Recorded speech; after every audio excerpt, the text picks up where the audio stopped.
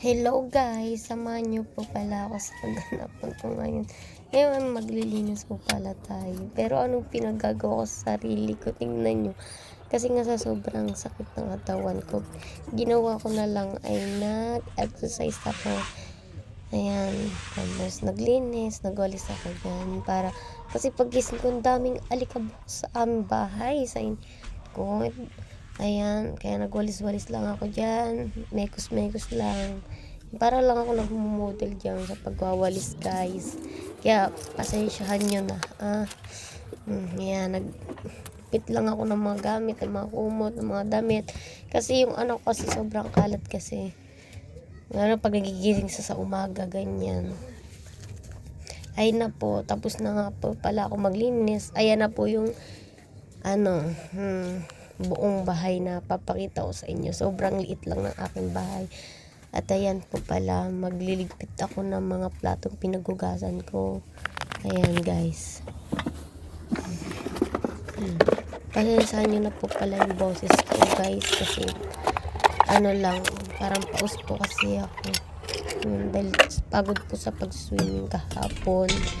Dahil pinasyal po ako ng aking mister kahapon. Ayan.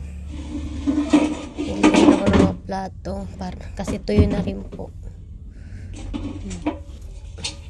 Tapos guys, sana supportahan nyo ako sa aking vlog for today. Sana magustuhan nyo. Ayun guys. Ako lang pala yung taga-hugas dito kasi ako lang kasi asawa ko ay nagtatrabaho. Umuwi po siya mga alas 5 ng hapon.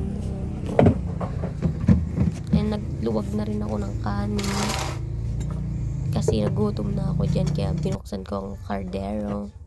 Guys, ayan, kakain na pa pala ako dyan guys. Tara guys, samahan nyo ako guys. Ulam ko nga dyan ay sinabawan. Binigay po ng aking mother.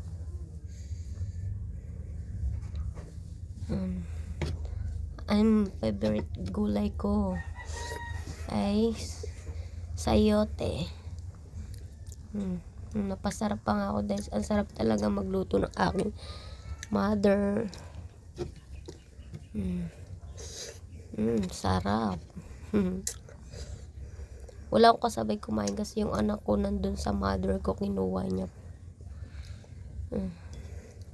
Yung favorite part pala ng gusto ko sa manok ay pakpak pala guys. Ay yung pinaka gusto ko. Pakpak lang talaga yung part ng manok gusto ko. Yung ganyan guys. Ayan. Ayan po.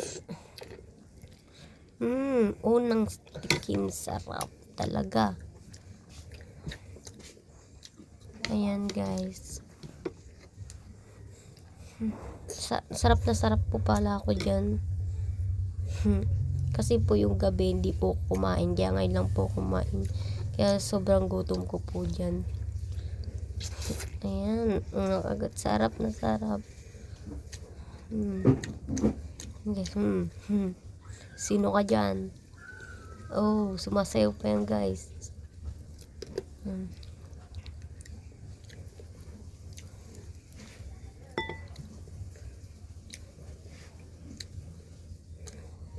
Sarap na sarap yan sa pakpak guys.